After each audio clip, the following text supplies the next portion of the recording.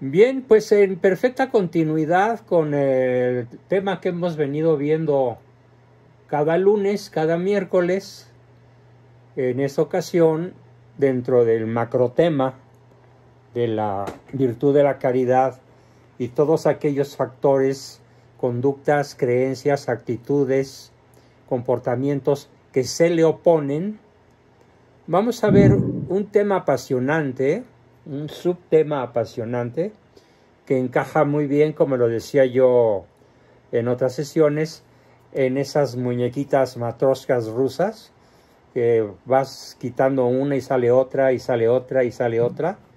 Bueno, pues aquí tenemos una que es muy frecuente, desgraciadamente, en nuestra cultura, y que se llama mandatos amárticos.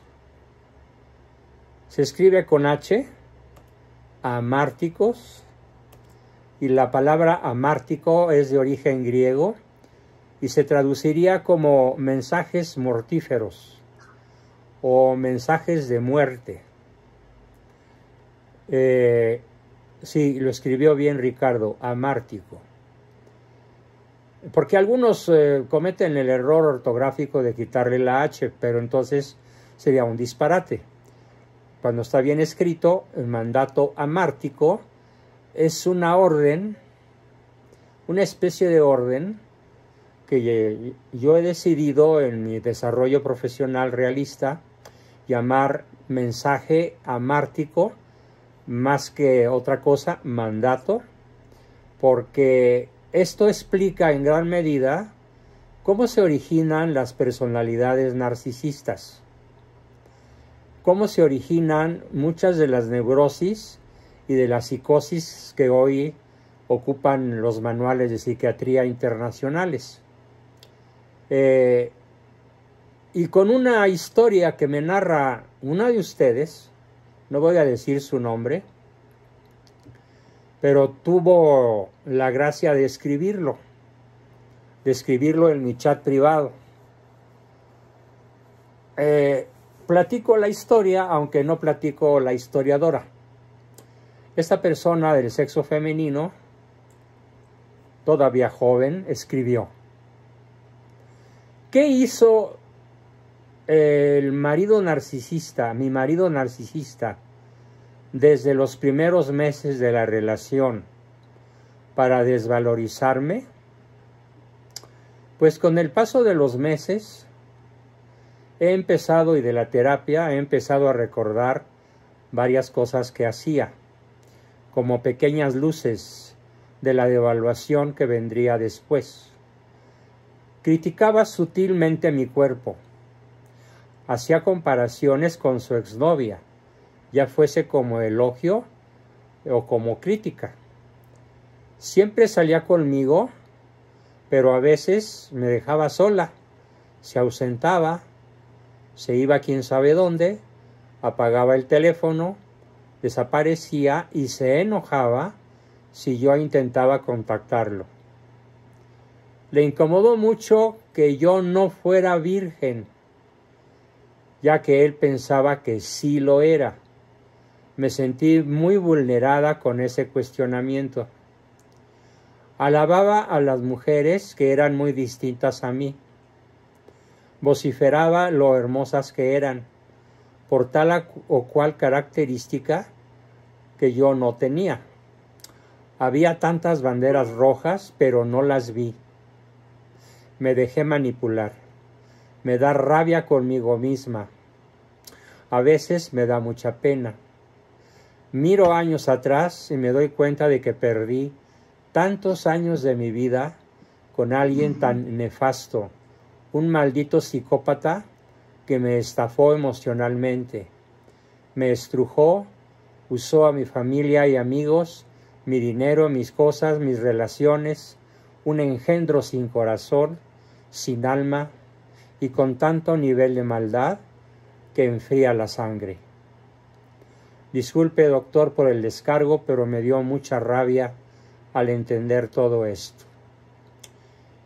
Y eso es la historia, que podría ser la historia de algunas o tal vez muchas de ustedes, ya sea en el pasado o en fechas actuales.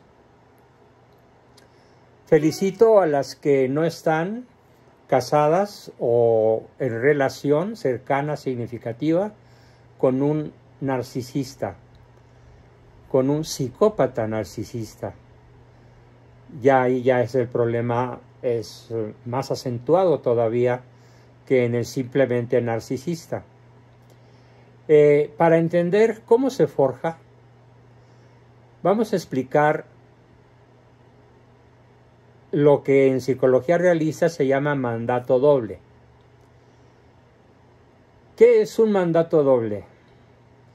Es un mandato de la madre o del padre o de algún familiar significativo para el niño, como puede ser el abuelo, la abuela, la tía fulana, el hermano mayor, alguien con poder y autoridad y además con una vinculación importante con la criatura en desarrollo. Y a esa criaturita en desarrollo, sobre todo cuando todavía no cumple 9 o 10 años, se le manda este mandato doble. Te quiero mucho, dice la madre, pero no está presente. Te quiero mucho, dice el padre, pero no está presente. Sobre todo el padre dice te quiero mucho, pero no va a los partidos de fútbol o de béisbol o a los eventos escolares del niño. Entonces, por un lado tenemos lo que el niño escucha con las orejas, con los oídos. Escucha el te quiero mucho. Silencio, por favor. A ver, voy a silenciar al grupo. Por cortesía, por favor, procuren no usar el micrófono mientras su servidor está exponiendo. Gracias. Entonces, por un lado, el niño escucha el te quiero mucho, o el te amo, o el eres mi hijo. Pero simultáneamente, por el otro lado, la madre está siempre trabajando y cuando está en casa siempre plumereando, haciendo el quehacer, pero nunca le da tiempo a su hijo. Únicamente le dice que lo quiere o que lo ama. Le da de vez en cuando una leve caricia, pero por otro lado está ausente.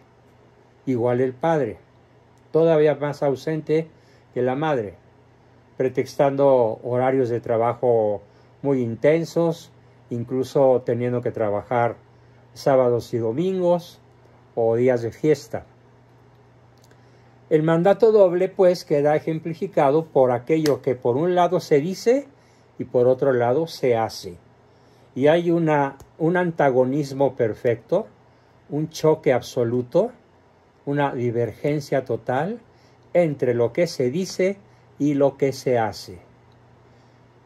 El resultado de este mandato doble es la incertidumbre del niño y la introyección del concepto de ambivalencia, que lo hace voluble e incapaz de formar lazos significativos a plazo definitivo.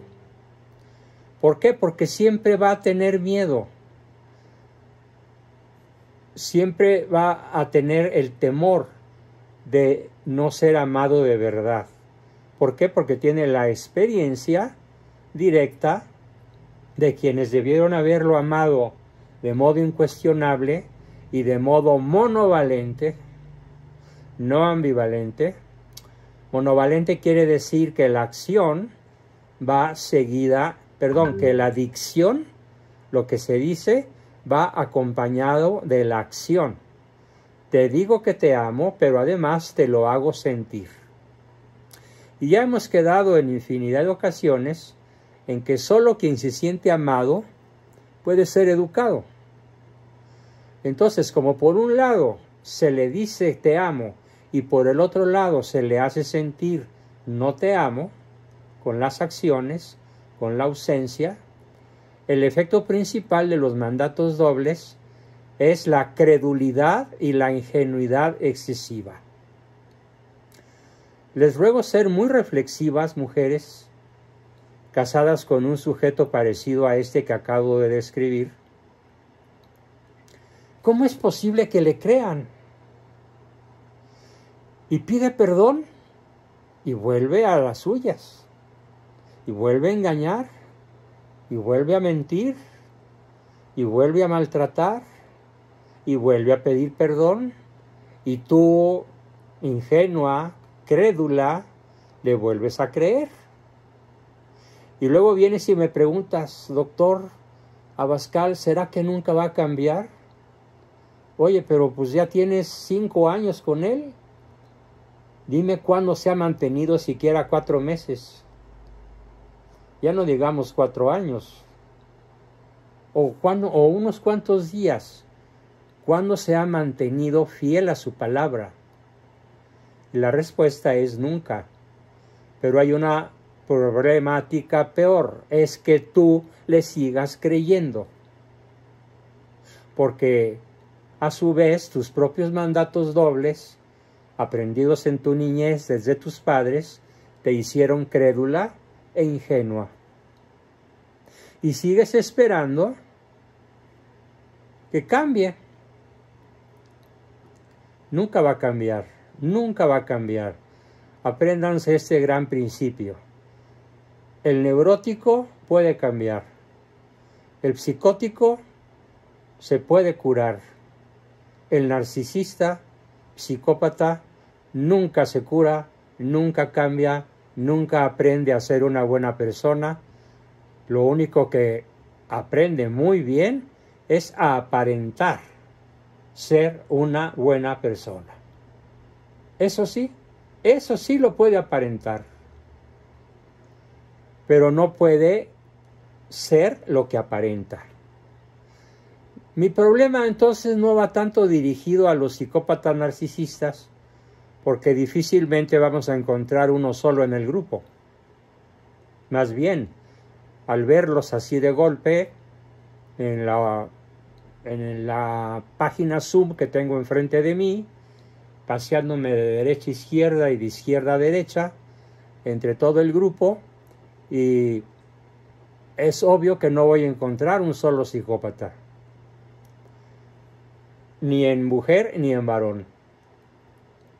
El problema entonces al que me quiero referir es a cómo es posible que años después todavía le creas y todavía sigas siendo su víctima.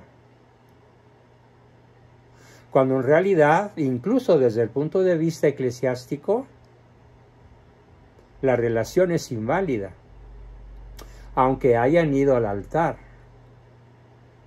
Porque si seguimos el canon 1083 del Código Canónico de la Iglesia Católica, donde habla de las causas de nulidad, se refiere directamente a este tipo de personas, y lo dice con todas sus letras. Son incapaces de contraer un sacramento válido, como es el matrimonio. Sí, los bautizaron válidamente. Sí, hicieron su primera comunión, tal vez todavía válidamente. Pero el psicópata narcisista es de suyo incapaz de contraer un matrimonio sacramental legítimo. Esto es bien importante tenerlo presente. Luego entonces, como decía una famosa película multipremiada, corre Lola, corre. Así se llamaba la película. Corre Lola, corre. Porque más vale sola que mal acompañada. ¿Cómo se va formando el psicópata narcisista? No hay un gen narcisista, no hay un gen psicopático. Son conductas aprendidas. Son conductas mamadas desde la cuna. Es más, si me aprietan un poquito más, desde el vientre materno. Un mandato doble muy frecuente en nuestra cultura es: no te preocupes, yo te lo hago. Yo te ayudo. Y la madre hace a un lado al niño y ella hace por él lo que a él le toca hacer. Y entonces cuando tiene pareja, cuando tiene una mujer a su lado, espera que ella sea de la misma forma como la madre, que ella gane el dinero suficiente para que él no se tenga que preocupar, que ella le preste, que ella lo presente, que ella lo relacione y se vuelve un explotador. ¿Por qué? ¿Dónde lo aprendió? Lo aprendió de la madre que lo sobreprotege y le dice: no te preocupes, yo lo hago.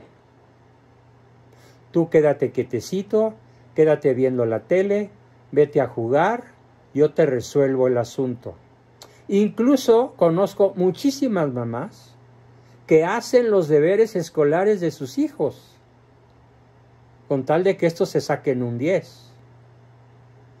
Y el escuincle anda jugando mientras ellas arrastran la pluma o la tecla de la computadora o los pinceles o lo que haya que hacer para que el niño saque cuando menos un 9. Están forjando un psicópata, porque el niño llega a aprender lo que es el fondo del mensaje. Y el fondo del mensaje es: tú no necesitas hacerlo. Búscate siempre a alguien que lo haga por ti. Qué terrible es. Justamente muchísimos de ustedes alcanzaron a oír hace rato, antes de empezar la sesión, el testimonio que daba mi hija Patti, que nos visitó unos minutos en el grupo, y Oliva le pidió una anécdota sobre su papá. Y lo que dijo fue: mi papá siempre me enseñó a que yo podía hacer todo sola. Manejar, andar en moto, tirar con arma de fuego, en patineta, cruzar un río a nado, subir una montaña, patinar en nieve.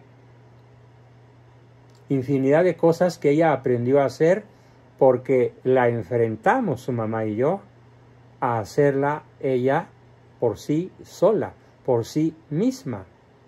Igual con todos sus otros 8 hermanos, pero como que ella es la que más destacó, por así decirlo, en la capacidad para hacer las cosas por sí misma, sin esperar que nadie se las hiciera. El niño aprende, pues, que papá o mamá estarán siempre para resolverle sus problemas. Y entonces el aprendizaje es: no te valgas por ti mismo. Otro mandato doble es, por ejemplo, dime qué te ocurre. ¿Qué te pasa, hijo? Cuéntame. Pero una vez que el niño empieza a hablar, la madre se distrae y le vuelve a preguntar: ¿de qué me hablabas? Con el resultado del mandato en el fondo. El mandato es: no me importas, o tus cosas no son importantes para mí. El mandato doble consiste ahí en que no me hables, estoy muy ocupada. Resultado: tú eres menos importante que mis asuntos. Y esto obliga en cierta forma al niño a crear relaciones en el futuro en donde ante todo él va a buscar que le satisfagan sus necesidades, buscando una especie de revancha existencial. Mi madre nunca me lo dio, pero yo lo puedo arrebatar. Mi madre nunca me lo dio, pero yo lo puedo conseguir. Y pobre de la persona que caiga en sus manos, sobre todo si es una mujer crédula e ingenua. Y ojo, aquí hago una anotación. Esa mujer crédula e ingenua no quiere decir que sea tonta. No, porque puede ser una brillante profesional. Puede ser una persona que ocupe puestos de importancia en una empresa. Incluso puede ser una empresaria o una campeona de ventas a escala nacional o internacional. O puede ser una persona muy destacada en ámbitos en los cuales se requiera mucha inteligencia y mucha preparación. Entonces, ¿en qué ámbito radica su ingenuidad y su credulidad? En el ámbito afectivo, en que no quiere aprender, o no puede aprender, o no sabe aprender la clase de depredador con el cual se casó, o con el cual todavía no se casa, pero tiene una vinculación muy intensa, muy conflictiva, muy estrecha, con todas las desventajas que ya he explicado con amplitud que tiene el tener por compañero un psicópata narcisista. A veces los mandatos no son dobles, sino explícitos, aunque sean sutiles o encubiertos, tales como: eres un inútil, eres un torpe, eres un miedoso, eres un enojón, eres un mentiroso, tú nunca te comprometas. ¿Qué quiere decir esto? Cuando se le dice a un niño: eres un torpe, estás fabricando un torpe. Cuando le dices: eres un miedoso, estás fabricando un miedoso. Cuando le dices: eres un enojón, estás creando un iracundo. Cuando le dices: eres un mentiroso, estás creando un López Obrador, el mentiroso más grande que yo haya conocido en mi historia, con sus 160,000 mentiras contabilizadas en lo que tiene de bulto en Palacio. ¿Por qué? ¿Por qué sucede que es la crítica del padre o de la madre? Eres un mentiroso, eres un torpe, eres un miedoso, eres un enojón. ¿Por qué eso, en lugar de quitar el defecto, lo arrecia? En lugar de disminuir el defecto, lo lleva a niveles de doctorado. En mentira, en torpeza, en miedo, en iracundia, en falta de compromiso y en todo aquello que lo haría un triunfador. ¿Qué es lo que sucede? Bueno, pues aquí sucede lo que se conoce en la psicología como el efecto Pigmalión negativo. ¿Quién fue Pigmalión?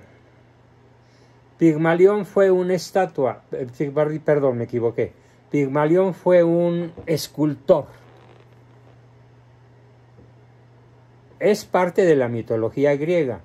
No se ha podido ubicar su nacimiento como parte de la historia de Grecia, pero sí se conoce muy bien la historia mitológica de Pigmalión, que hacía estatuas de diferentes categorías, y un día Zeus le pidió que hiciera la estatua de Venus, la mujer de la cual Zeus se había enamorado, la diosa de la cual Zeus se había enamorado, y con la cual había tenido un hijo que se llamó curiosamente Narciso, aquel que se murió de sed viéndose a sí mismo en el espejo de una fuente. Para no echar a perder su figura, prefirió morirse de sed a beber con su manita de aquella fuente a la mitad de la ciudad de Atenas. Entonces, y Pigmalión obedeció la petición de Zeus e hizo la estatua de Venus. La hizo con tal cariño, la hizo con tal dedicación, la hizo con tal precisión, que al terminar, con un ligero martillazo en la frente, le dijo: habla. Esa estatua se llamó Galatea, otra diosa de la mitología griega. Y en esos momentos Zeus, dice la mitología, le concedió el deseo a Pigmalión, y Galatea se convirtió en la mujer más hermosa que llegó a habitar en el Olimpo, siendo el producto de un ser humano, de una estatua forjada por Pigmalión. Desde entonces, en las empresas, en las familias, en mis entrenamientos, en muchos ámbitos en los que yo me he conducido, insto a las personas a crear el efecto Pigmalión. Podemos decir, y muchos de ustedes, más de la mitad del grupo escuchó, Patti, mi hija, al igual que las otras, pero sobre todo ella, es el efecto Pigmalión positivo. Cuando yo le digo, métete, ay papá, está muy fría, tú puedes adaptarte al frío y nadar aunque esté frío. Y 5 minutos después, la niña de 5 años chapatea felizmente en una alberca que no tiene calefacción, en una alberca fría, porque pudo.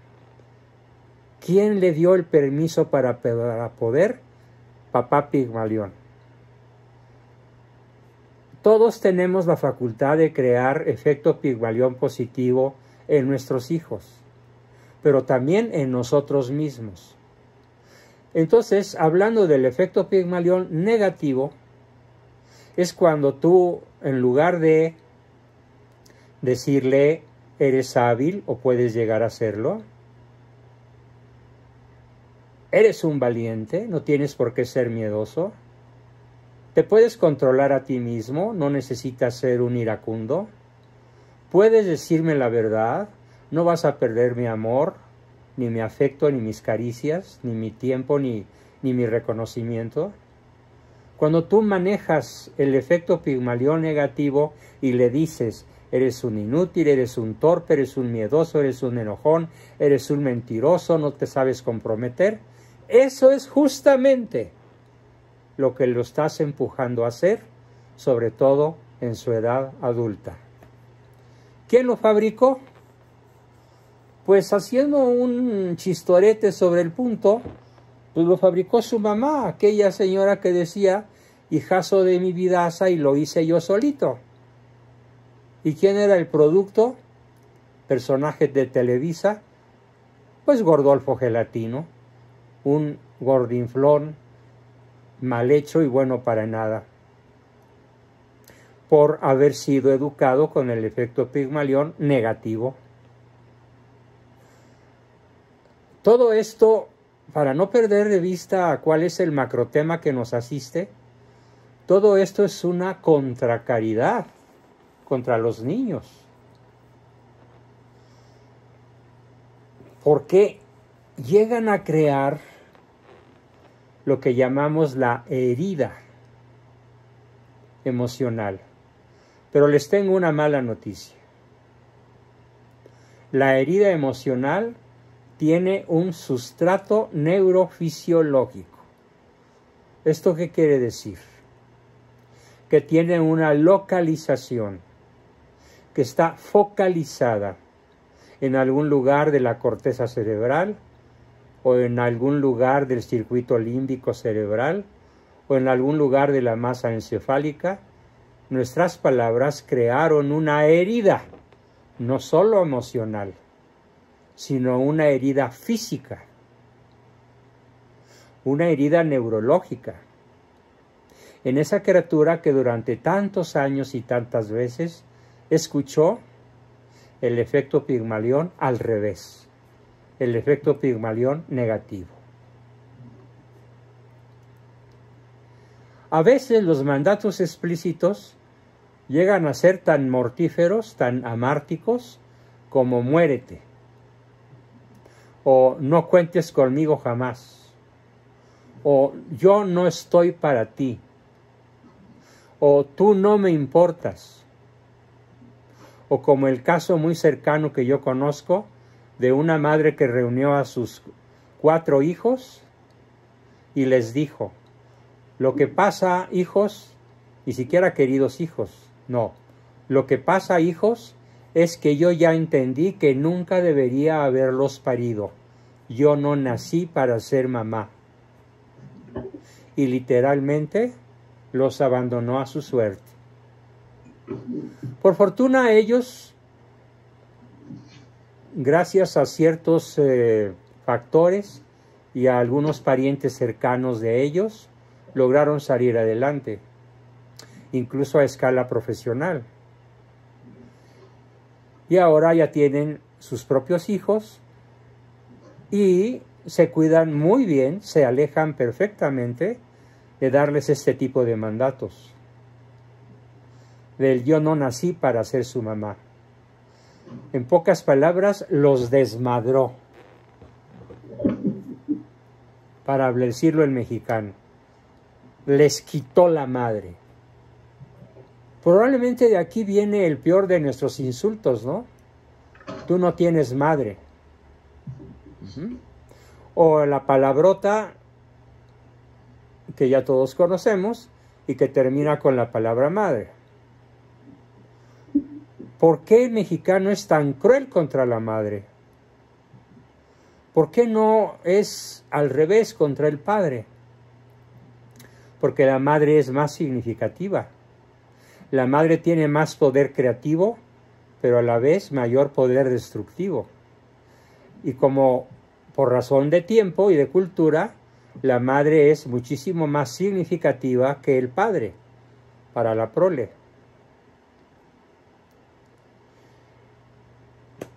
Estos niños, durante un tiempo, fueron adictos a las drogas, al alcohol, al sexo, a la lujuria, a diversiones peligrosas, buscando siempre autosatisfacción, pero sintiéndose siempre profundamente inseguros, vacíos e infelices. Fue hasta que los tomaron por cuenta suya, por riesgo y cuenta otras personas adultas, ya con experiencia, incluso siendo abuelos de estos pobres niños, quienes lograron rescatarlos. Y curiosamente tuve la oportunidad de darles una gran lección continua durante muchos meses acerca de cómo crear el efecto Pigmalión positivo. Paso a paso, golpe a golpe, charco a charco, piedra a piedra, un día sí a la vez, hasta que lograron crear en ellos la certeza de la autovalía, la certeza del autoaprecio, la certeza del ordenado amor por sí mismo, que como lo dije en la sesión pasada y antepasada, es radicalmente antagónica, contraria al narcisismo.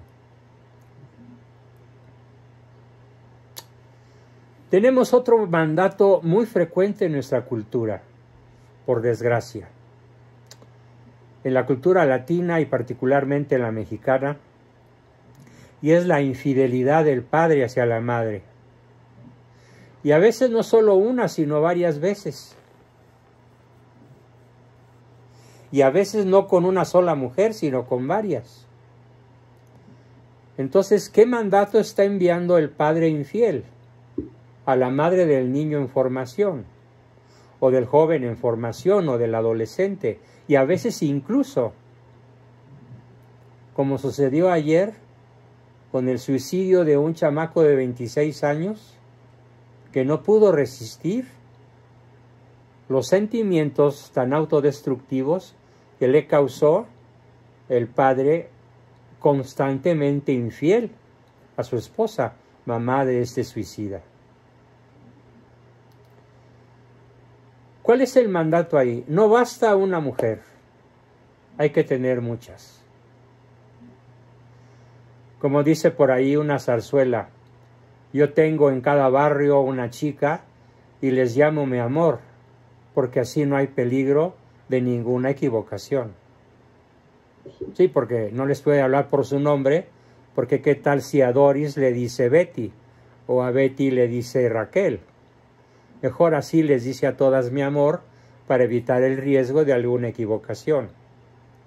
¿Qué pasa cuando los niños llegan a saber esto?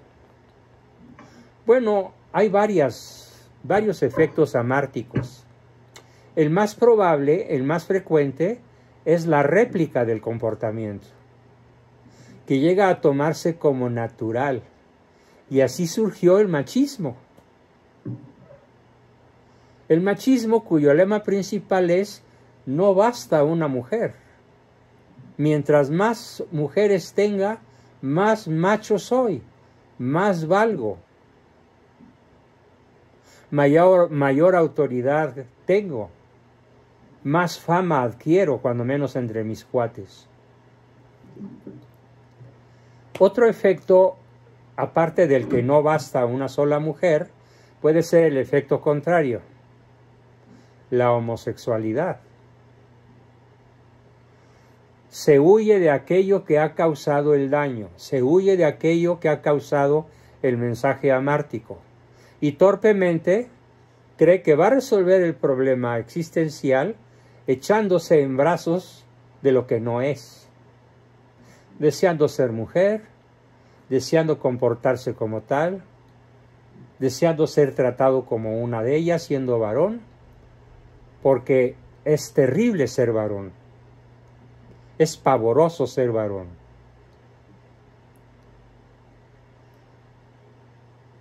Además, esto va apareado con el mensaje amártico de tu madre no vale nada para mí. Claro, hay que hacer aquí una acotación. Cuando la infidelidad se da por parte de la madre hacia el padre del niño, el efecto es peor, ya que culturalmente y hasta éticamente es más grave que el eje del hogar sea una persona casquivana, la cual puede exterminar en el niño la valía por sí mismo, la valía de que sí es varón, e incluso lanzarlo a la prostitución o cuando menos a la lujuria, al considerar que está recibiendo una especie de permiso por parte de la madre infiel, y más si es niña, que se identifica con la madre infiel. Otros mensajes amárticos, ya dichos de una manera más radicalmente directa, es: sé un torpe, sé un tonto, sé un inepto, sé un mentiroso, muérete, eres un estorbo, eres inferior a tus hermanos, eres inferior a tus compañeros, o hagas lo que hagas, nunca me darás gusto. Conozco muy de cerca, incluso podría decir que en este grupo, alguien que recibió este tipo de trato por parte de su madre y que con justa razón llegó a odiarla. No le he aconsejado a esa persona que la perdone. No podemos fácilmente llegar a plantearle a esa personita ya adulta que perdone a su madre que le dijo todo esto. Sé torpe, sé tonta, sé inepta, sé mentirosa, muérete, eres un estorbo, eres inferior a tus hermanos, no te quiero, hagas lo que hagas, nunca me darás gusto. Acompañado todo esto de golpes físicos y de insultos que aquí no puedo publicar, pero que pueden estar en la imaginación de todos. Además de echarla de su casa, además de echarla a rodar mundo, como se decía.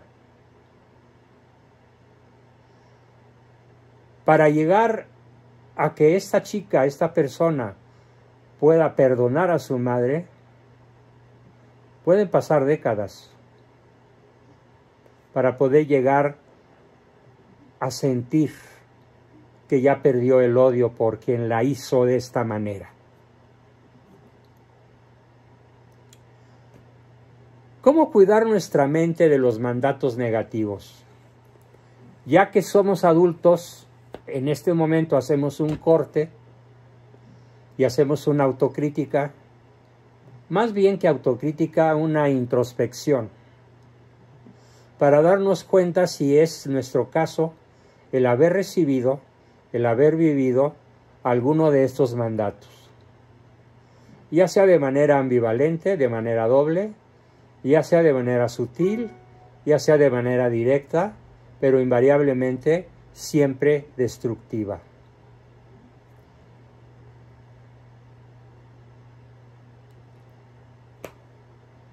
Cada vez se conoce más el impacto de nuestra gestión emocional en la época adulta cuando hemos recibido en la niñez, en la juventud, en la adolescencia sobre todo, aunque más drásticamente en los primeros 5 o 6 u 8 años de vida, cada vez se conoce más el efecto. Pero podemos llegar a ser capaces de regularnos en los momentos de estrés, de distrés, de rabia, de tristeza o de frustración en la época actual. Yo espero que las solas sesiones de los grupos como esta, la sola introspección, nos alcance para, al conocerlos, al reflexionar sobre ellos, tomemos la decisión de ser lo contrario de lo que fue con nosotros el autor o autora de los mandatos dobles, en cualquiera de los tipos y especies que he explicado hoy. Curiosamente, la psicología realista brinda, y se lo decía yo hoy a una de ustedes, cuyo nombre guardo también, pero ella se va a reconocer, le decía yo, concédeme el privilegio de reparentalizarte para poderte sacar de ahí. ¿Qué es el proceso de reparentalización? El proceso de reparentalización es que el terapeuta vuelve a ser el padre de esa niña que nunca tuvo un verdadero padre, que nunca tuvo una verdadera madre. Por eso se llama reparentalizar, volver a dar padres, papá y mamá, en la figura del terapeuta, que fíjense, da el permiso de romper con los mandatos, da el modo de hacerlo, enseña a vivir sin miedo, enseña a vivir sin rencor, enseña a vivir sin odio y sobre todo enseña a amarse de manera ordenada a uno mismo para, y remato aquí con el arranque del tema macro, a amar a los demás.